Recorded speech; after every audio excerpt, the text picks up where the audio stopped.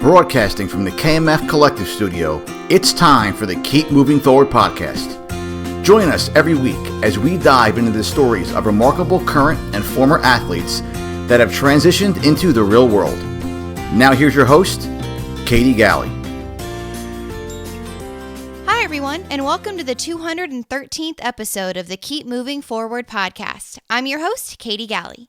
Today in the KMF Collective Studio, I have with me film director, producer, photographer, storyteller, and co-founder of Buttery Bros, Heber Cannon. How are you doing, Heber? I'm doing great. How are you? I'm doing awesome. Thank you so much for stopping by and sharing your story with us today. Pleasure is mine. Awesome. So just to kind of get the ball rolling and get to know your background a little bit, I wonder, where did you grow up and how, if at all, was your childhood shaped by athletics? I grew up in Salt Lake City, Utah, and I had a lot of athletics as a child. I played every sport. My brothers, there's 6 kids in my family, and I'm number 5 of 6. So all my older brothers got me into playing basketball when I was really young. I swam on the swim team for a long time. I was super interested in running track after watching a movie about the Olympic marathon runner Billy Mills, even when I was in my kindergarten. And so I was super into running. And then I loved Rocky. So all of a sudden I got into boxing, and I got into lifting weights because of those training montages. And in high school, I kept all that up. Like, I was really interested in just body awareness and moving and staying fit, and I couldn't just stick with one activity or one fitness domain. So I would wake up in the morning, I'd run, I'd go to school, I'd come back, I'd go to swim team, then I'd go to the west side of town and do some boxing practicing, and then I'd come home and lift weights, and then I'd start my homework. And so I was constantly into just constantly moving. Like, I had ADHD, or I don't know that I was ever diagnosed with that, but I constantly like to move and do as many activities as I possibly could. Yeah, and I mean, clearly you filled your entire day with doing all these different sports. And so, Heber, did you have any desire then? I mean, you said up until high school you played all of these different things, just kind of had your schedule around playing sports. So did you have aspirations to go to college or play a professional sport of any of the ones that you had chosen to take part in? No, I think by the time I got to high school, I was way more invested in filmmaking than sports, and it worked out really well because it was a really passionate hobby versus like a life goal to be this. Yeah. I think the only one that I probably would have been successful at is swimming. I was a really good swimmer, but by the time I got to high school, I was really burnt out from swimming because I started that at such a young age versus coming into it at a later age. Had I come into it a little later, I might have been able to hold the passion for it, but for me, it was very boring, just like in the bottom of the pool. I really like the way it feels. I love the way it feels to swim really fast, but doing it day in and day out really kind of bored me. And so I didn't pursue it, and I'm happy that I didn't. Yeah, and I mean, it makes sense. It's a lot of times getting burnt out on that one sport, especially if you start it so young. But like you said, you had already decided and really kind of found a passion in filmmaking. And so how did that come about? How did you discover it? Why did it really spark your interest? So it kind of all meshes together. So back in like 1988, 1987, my family, even my grandpa, had like an old 8mm camera and was super into filmmaking. He got my older brother into it, my oldest brother, Chris. And in 1987 to 1989-ish, that era, he was constantly making home videos and movies that would then play at the high school assemblies because he was going to high school around that time. And Back to the Future had just come out. And so he remade like what would be now like a web sketch. He made a sketch comedy version of Back to the Future where him and his buddies were sitting around in high school thinking like, hey, how did we get so cool? Let's go back to the future and find out. And so they get in their DeLorean and they go back to the future, and they cast me as a younger version of my older brother, and they get to us. And so I got to act and I got to do all these fun things. And he kept bringing me back into his movies. And so I got, at a really young age, like 5 and 6, I got really invested in filmmaking and the process. And I loved pretending to be on camera, and I loved the editing process. And back then I would use what was, the kids don't know what it is, but it's a VCR where you're recording from one VCR to the other. Very technical and bulky way to edit. but I loved it, and I got really into it back in 1989 through all of elementary school and junior high. I would keep coming back to this hobby of filmmaking and photography. In my senior year of high school, I made a short film, and I took a class on filmmaking, not just like a regular typical high school class. It was me and like one teacher one-on-one, and we produced a movie together, and it was really fun. It was really well done. And he was like, hey, this isn't your typical high school student film. You have a future making money doing movies if this is something you're interested in. And it was at that point that I was like, oh, this could be more than just a hobby. I really want to do this more. And luckily for me, I've been able to translate that into both of my hobbies, which is fitness and filmmaking. And basically I make Rocky training montages for a living now. Which is pretty sweet. I mean, that's awesome that you get to do that. And I mean, too, in high school, having that teacher speak that into you, having the realization you didn't even know that the thing that you loved could turn into a career, you could make a living off of that one day. And it took that one teacher to kind of bring that to light for you. And so looking forward from that moment and having that realization, how did it start to shape? Obviously, it led you to where you are now with Buttery Bros. But at that time in high school, how did it then start to shape the next steps that you were going to take? Did you start to look at going to schools for filmmaking? Did you immediately jump into just making your own film, starting your own business? What was the next step for you? So throughout all of my senior year of high school, I bought an old Mac computer that put Final Cut Pro on it, and I had my older brother's camera, and I was constantly making short films. And then I had this class project with this one-on-one teacher. From that point forward, I lost all interest in going into the stock market and just kind of put all of my time and effort into what can I learn, and talking to different people in the industry that I knew about what their recommendations were. They basically, like, all of them just said, just continue making your own stuff. School's not going to matter. All that's going to matter is what you can and what vision you have as a filmmaker. So develop that and develop learning how to tell a story. So I figured I didn't need to go to the best film school, because that's just really like, really all you're going to pay for at a film school is you'll learn a little bit, you'll get hands-on experience with equipment, but really it's just a really expensive way to build a network of people within the film space. Okay. I'm pretty good at networking, so I figured, like, okay, I can do that whenever I get around to doing that.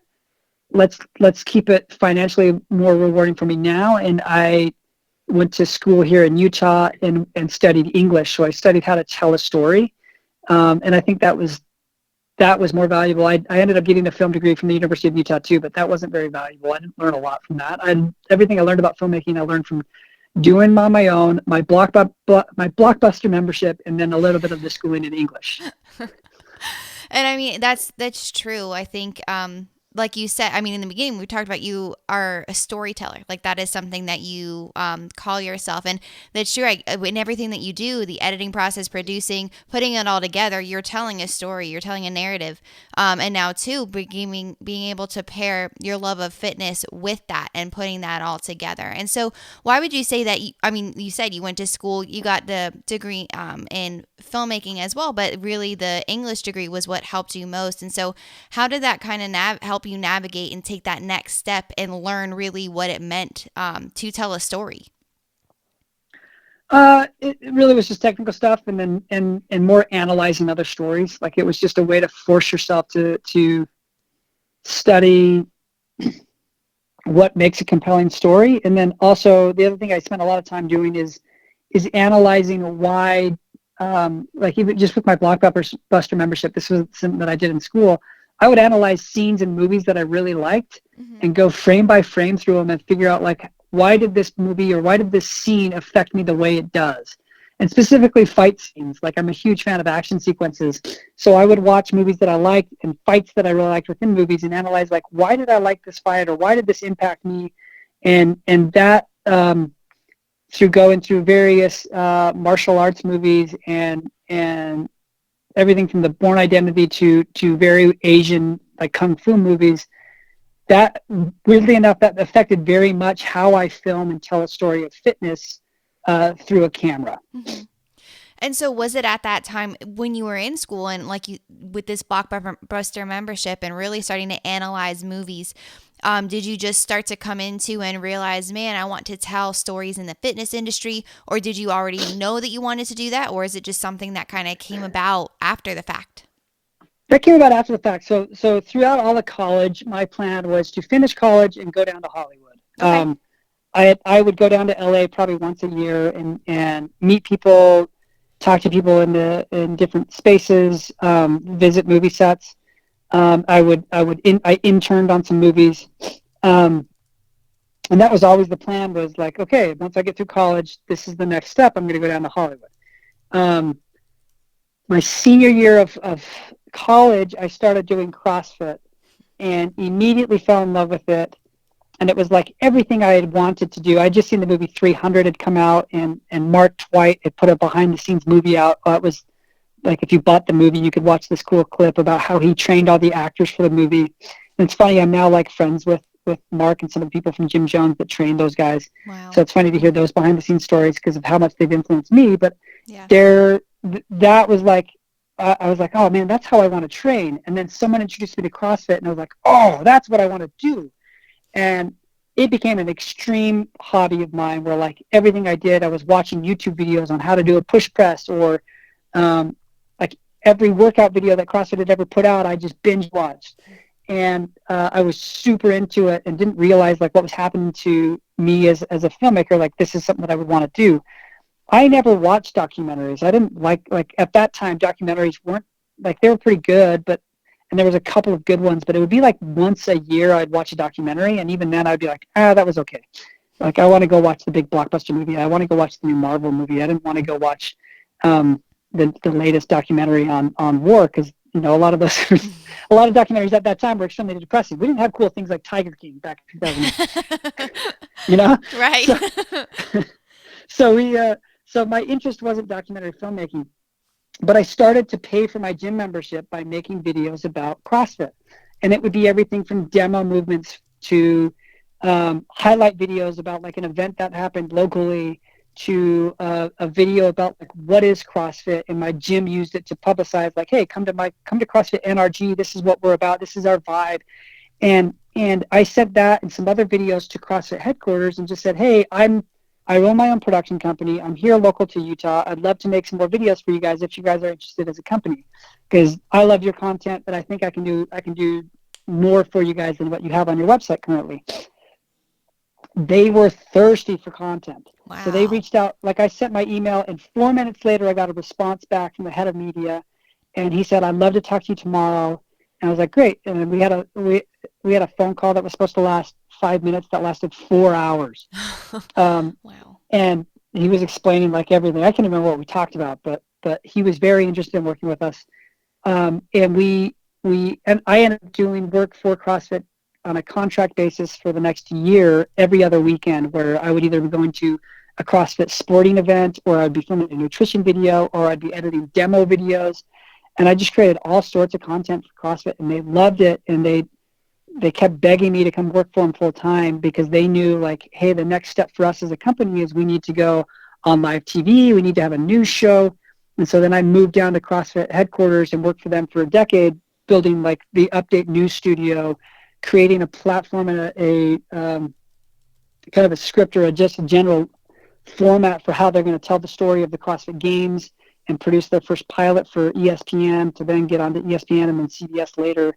And then after I'd done the live stuff, I wasn't ever interested in live TV, because that's a whole different bag of worms, and I wasn't interested in that ever. Mm-hmm. But I was interested in, at that point, like, hey, why don't we make some documentaries? And so I pitched heavily to make documentaries for them, and then that's when we started making the movies that I ended up making at CrossFit headquarters. Yeah. And so, but I mean, making that shift, like you said, you really had no interest in documentaries prior, and then really falling into this world of CrossFit, loving to help the gym that you were at, and then realizing that maybe you could fill this bigger need in CrossFit, just helping out CrossFit headquarters. And so, I mean, that's an incredible journey for 10 years, working with the media team and helping them out. So then how did you make that shift then? Why did you start to say, I think we should start to do documentaries? Why was that something you began to pitch? So I became very clear after the 2011 and 12 seasons that I did not want to do any live TV. Yeah. And I was like, look, you guys have that. It's not fun for me. I don't want to work here if I'm doing that. Is there something else I can do? And they're like, sure. And I did all these kind of creative and weird things in 2013. Like they let me produce a rap video where I recorded a song with 3 people and we made a music video that's filmed at the CrossFit Games in 2013, and it's a very fun video.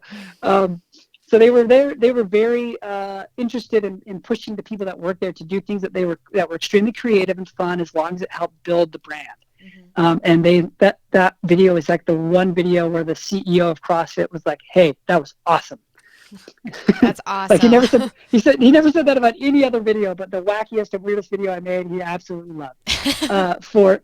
Then after that, leading into the 2014 season, I had always had a life goal. Like, I want to make a feature film by 2012.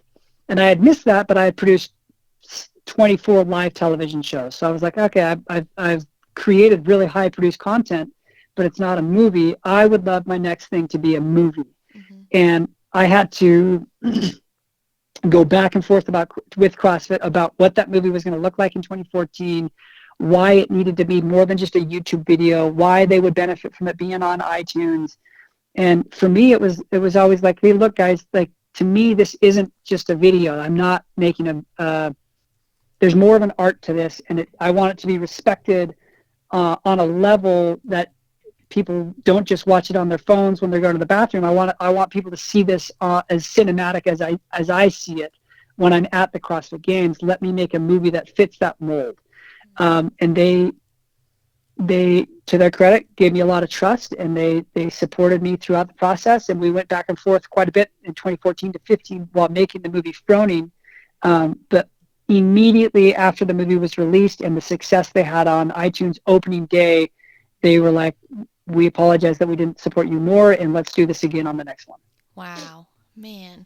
I mean, that's incredible, but it took them, I guess, having a leap of faith with you. And like you said, kind of giving you that creative freedom to do that. But then you also knowing and having the confidence that this was something you were going to do, something more than just a YouTube video that people watch in passing. It's you sit down, you have that experience. And then two, considering, like you said, having that cinematic feel of if you were actually at the CrossFit Games, what is it going to feel like to sit on your couch and watch something like this? And so when you go into, I mean, with that initial documentary, Froning, so going into that, learning, developing that, how is there like a key or something that you think about or look to when you're trying to capture like one of those big moments at the games that you want somebody to feel or emulate or have goosebumps or start to sweat when they're watching it on TV? Is there something that you go to, a shot or something that you just kind of, that you try and pull out of that?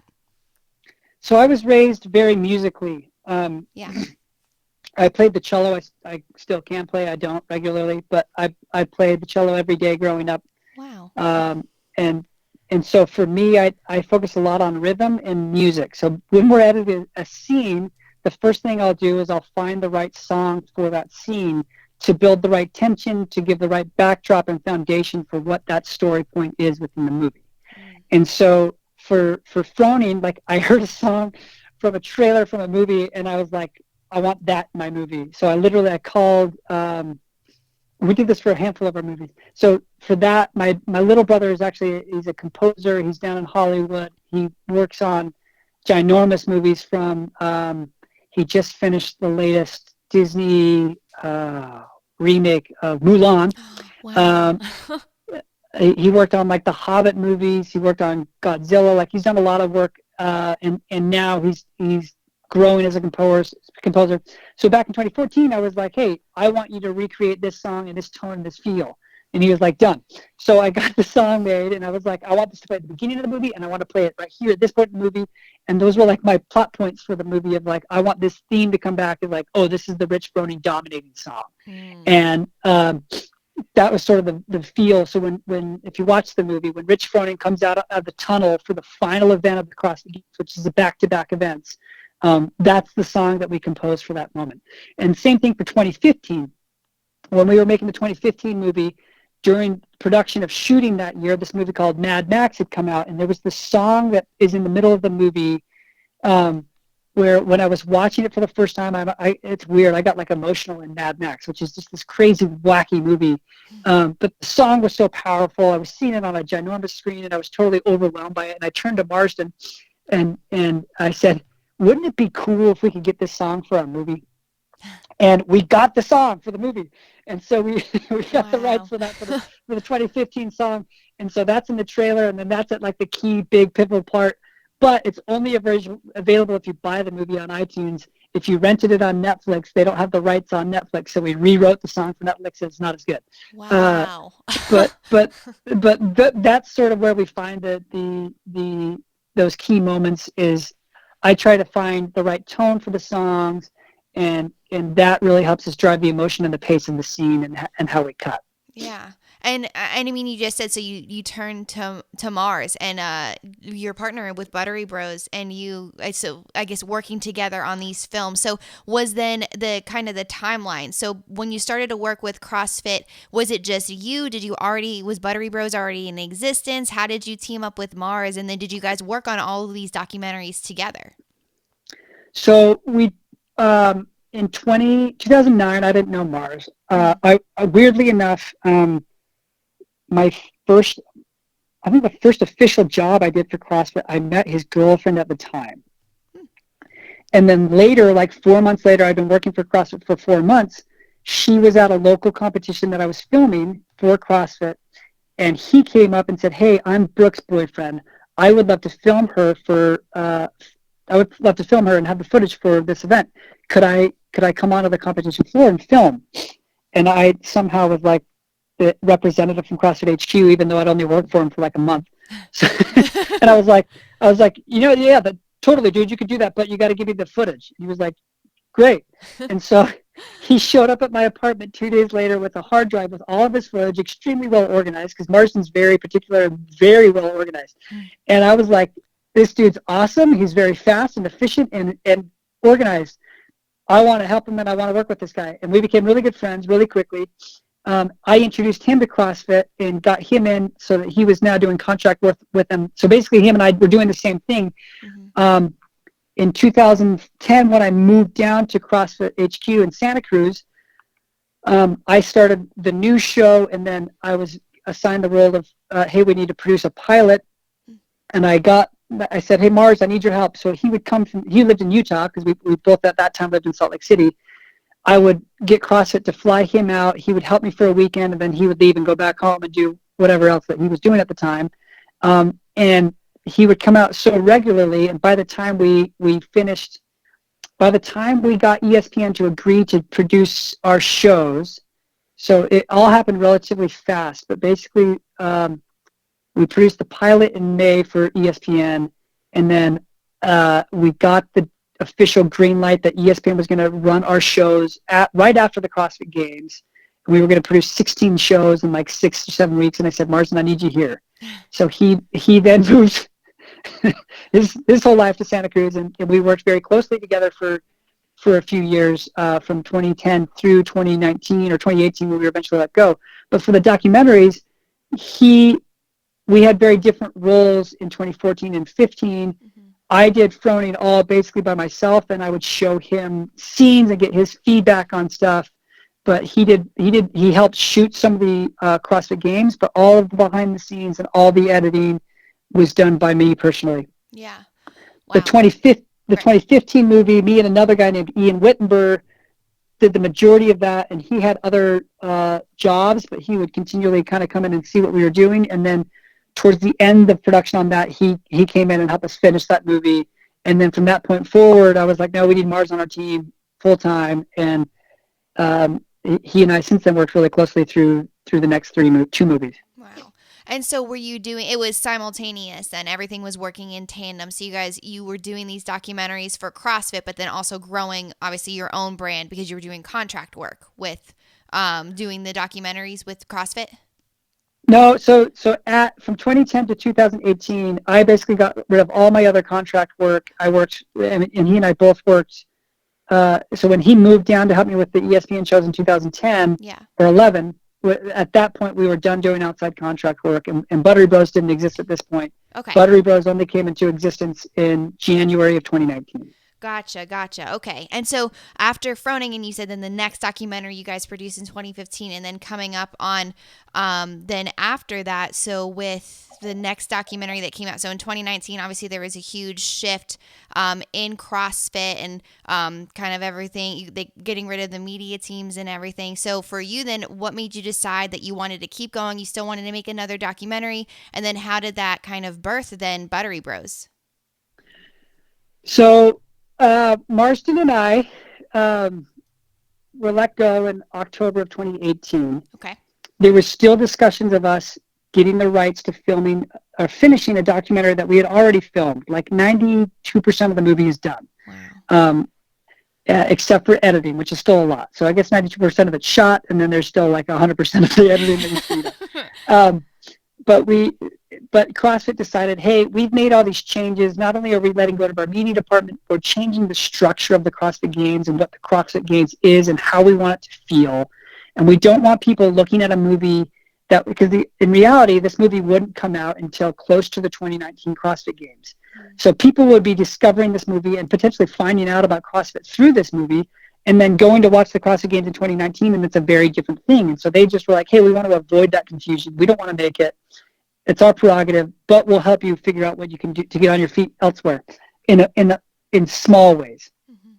Mm-hmm. So they let us figure out how we could get access to film a documentary or something about the 2019 CrossFit Games. And then Marston and I had long discussions about, hey, do we still want to even work in this space? Do we want to work together? What do we want that to look like? And how are we going to do that?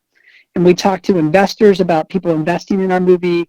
We talked to brands. Lots of brands approached us and said, hey, we want our name to be the top. Like this isn't a brand that wanted to, but I'll use it as an example. Like Red Bull, they're not one that we've talked to, but say they wanted to come in and say, hey, we wanted to make a Red Bull CrossFit movie. And we discussed with multiple brands about what that would look like. But ultimately, we decided, like, hey, if I have a brand like Nike come in, that's going to be a conflict of interest with other athletes, and they might not want us to have Patrick Vellner on our show because he's a Reebok athlete, and that limits us as storytellers. So we needed to find a way to work with brands to help us financially make this feasible, and also keep it free so that we could have a white labeled movie to be able to tell whatever story we wanted to tell and needed to tell. And so Marston and I kind of accidentally, I had always wanted to make, he was making vlogs with his ex-wife at the time, or his wife at the time, but now his ex-wife. They were making up vlogs that were very successful, and I was like, I think what we're doing as filmmakers is really interesting, and we're going to be going to Miami, we're going to be really close with athletes, and even if we bank all this footage for a documentary, we're not going to use all of it. And this is kind of how some of our previous work has done in the past. We'd make these big movies, but we'd film all these things beforehand, and so we started a YouTube series called Road to the Games. So I kind of in my head came up with an idea of, like, what if instead of a Road to the Games, we created our own little Buttery Bros thing where we are sort of the centerpiece and the returning plot points, but we just document all of our travels to all these different locations. And we tried it in our first trip to Dubai. It didn't go very well. We didn't get enough, and we got too distracted with other work. But we went to Matt Fraser's house, and we shot something on January 1st, and it was this little workout called Acid Bath, and it was a recap. It was one of the workouts that Matt had done in a competition in Dubai, and we had Matt cheering us on. We had his endurance coach, Chris Henshaw, cheering us on, and then his girlfriend, the fiance, Sammy Moniz, filming it. And it turned into this really fun video, and I was like, this is it. This is what needs to be our first vlog. Let's put it out there. And it was wildly successful, and immediately our YouTube channel was extremely popular, and we called it the Buttery Bros. And the next day we're walking around an event, and people were already referring to us as, oh, it's the Buttery Bros. Oh, I just watched your show. It was awesome. And so we knew from there that could be very successful. And in my mind, I was like, okay, let's turn that into our financial driver, because we were going to, what we were thinking from December to January at this time at the beginning was, we'll get brands, we'll do commercial work. So I'll get like company A to pay me to fly to be with athlete B, and I'll film a commercial for this company, and we'll shoot extra content that will bank for a documentary. So we keep some of the IP, we give some to the sponsor. But then it became, hey, if we can create our own Buttery Bros show, we can get sponsors to sponsor that. Then we're paying to be with whatever athlete we want to be with, and we keep all the IP, and we can create a movie from that. And that took until like June to really be something that was successful without doing any extra commercial work. So basically, from January to June, we were doing like 4 or 5 jobs. Wow. on every shoot. But I mean, that's a really cool way to go about it. Obviously, you're doing so much work, but then knowing all of the strictures that you wanted, wanting to have your own IP, and having the freedom to really tell the stories of those athletes, and so figuring a way around that. And so then, too, just backtracking a little bit, why did you decide on the name Buttery Bros? What does that mean? So while we were making all these movies back in the past, when we'd review a shot, or someone got an awesome shot, or like I'd look over, I'd be on the field running around with a camera, and I'd look at like 2 or 3 camera guys huddled around one person's camera watching a playback from a shot. You'd go over and you watch, and you'd be like, oh, that shot's well composed, it's smooth, it's in slow motion, that shot's buttery. And that was like the terminology we used.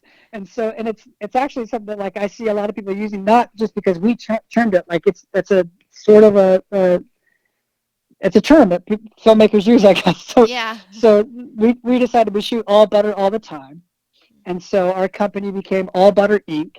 And then our show became the Buttery Bros, because we're 2 dudes that shoot butter. I love that. It's catchy, and it's nice, and that makes sense. I mean, it's smooth like butter. So having a good shot, and so then, even from there, just starting to really develop Buttery Bros and going in and wanting to do this next documentary. How did you already know that the fittest was something you wanted to come up with on the back end, or as you started to do these different tours? I mean, going out with and working out with Matt Frazier, doing these different projects. Did that start to develop as you started to go out on these different projects?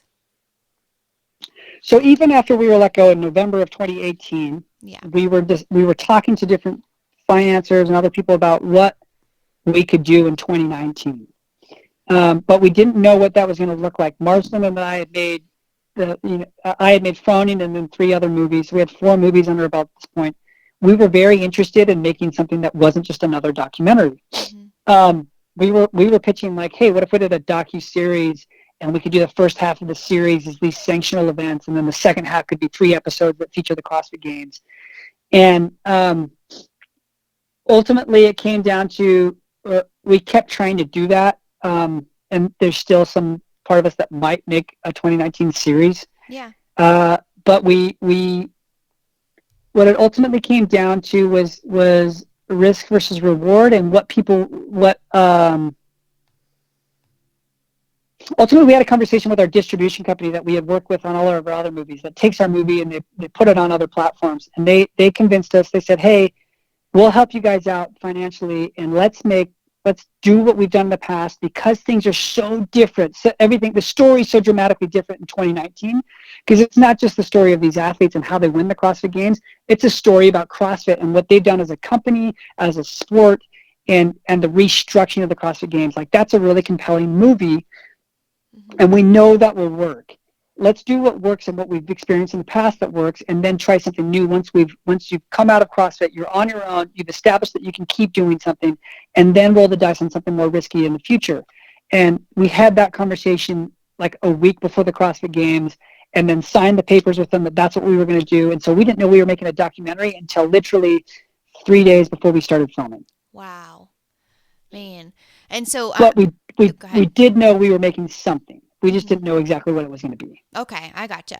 And so then going into it, then once you figured out what it was going to be, I mean, just going into the filming, and then in the aftermath of that, knowing, I mean, it's been hugely successful and such a really great documentary. So, in the process of that filming of it, did you think about, I mean, what was going to be next, what you guys saw on the horizon? Do you intend to do more documentaries, or, I mean, what do you see as the future for Buttery Bros?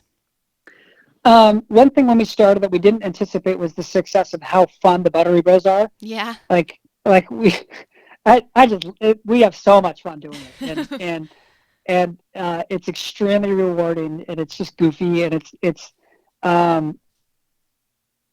it's how, like, for me, it's the embodiment of of creative, fun, weird storytelling with the fun that I have when I go to the gym. So when you see in the Buttery Bros, that's kind of just how energetic and crazy we are when we go to the gym. Like that's my playground, and that's where I have the most fun.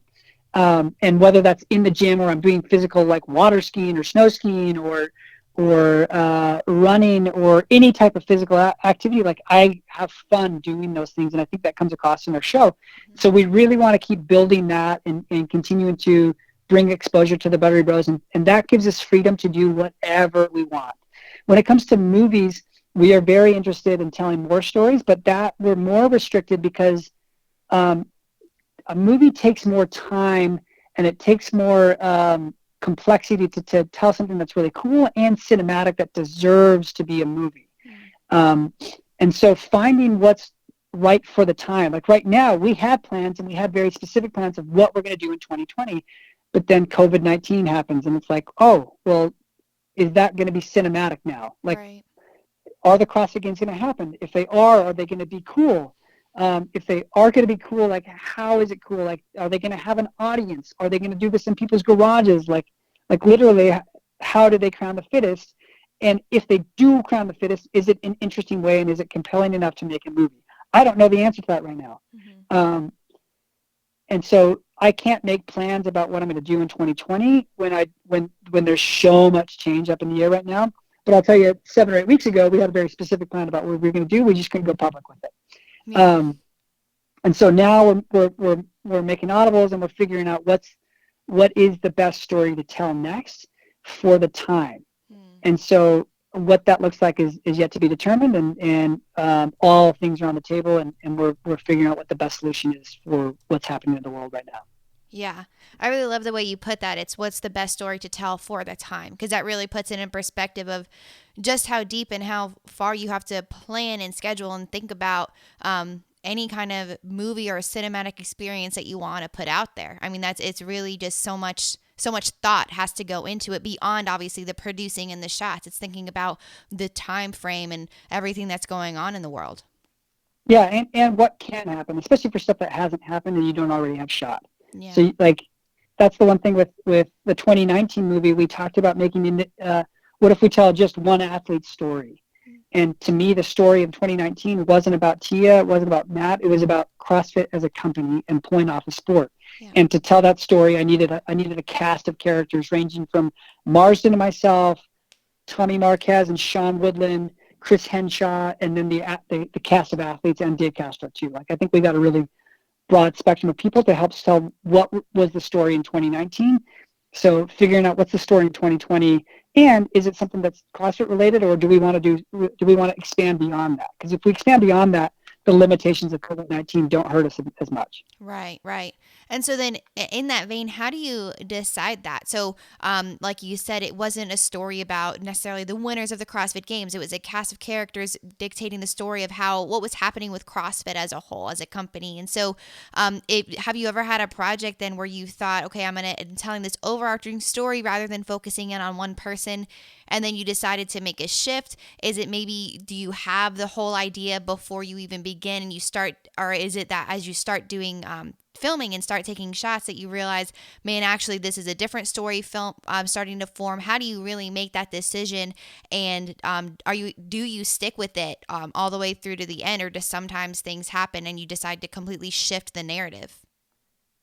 We go in with like a skeleton, and then you fill in the meat with where the story takes you. Okay. So for example, we didn't make this movie in 2018, but we went into 2018, and I had a skeleton of people that we had shot with already, and then there was a couple of athletes that throughout the weekend started showing up more and more as like people that did well in events, people that were doing well over the weekend, and both of them ended up on the podium, and they were these two athletes. One's named Laura Horvath, and the other is Lucas Hogberg, and both were brand new. They weren't brand new. Lucas has been around for a couple of years.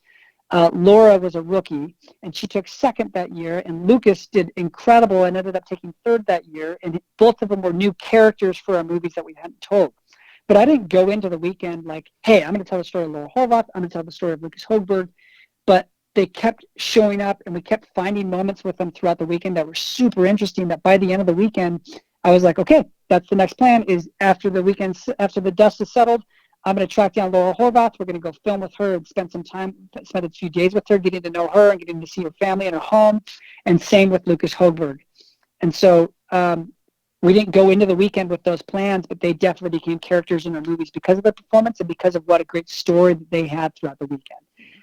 Man, that is really cool. I love that because it's just kind of then letting you having no expectations, I guess. So you said you had that skeleton and then going into the weekend, just seeing what happened and really then starting to see the story that could form from that. So I guess it's more about not having these rigid structures of I'm going to tell this story. I know exactly what I'm going to do. It's being open to the story you thought you were going to tell might not be the one that actually comes out at all. Yes.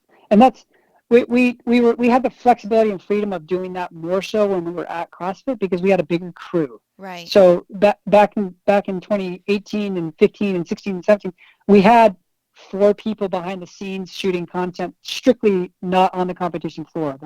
They might go on the competition floor, but the majority of your time is like, hey, there's one of you that's focusing only on men behind the scenes, one of you that's only focused on women behind the scenes, and then one guy that's kind of a floater that goes between them. And so you had a lot more freedom. This year we had Marsden and I, and then a bunch of people that we had kind of hired last minute to come be on the scene with us.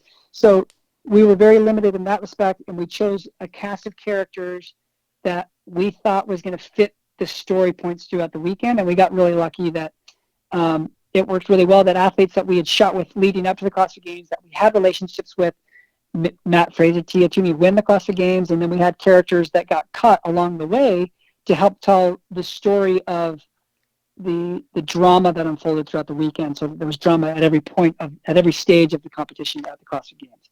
So that's CrossFit Games specific, where we try to be flexible, but this year we had to pick some anchors so that we knew, like, we picked our shots, and we picked some of the athletes that we were going to focus in on.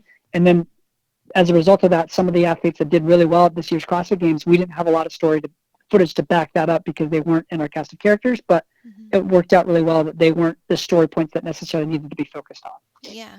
And that is really amazing, the strategic thinking and planning then that goes into it. Like you said, you only had a very small team then going out to capture these moments to tell this story. And so then being really strategic with those particular moments, finding the, like you said, cast of characters to fill those moments and tell that narrative.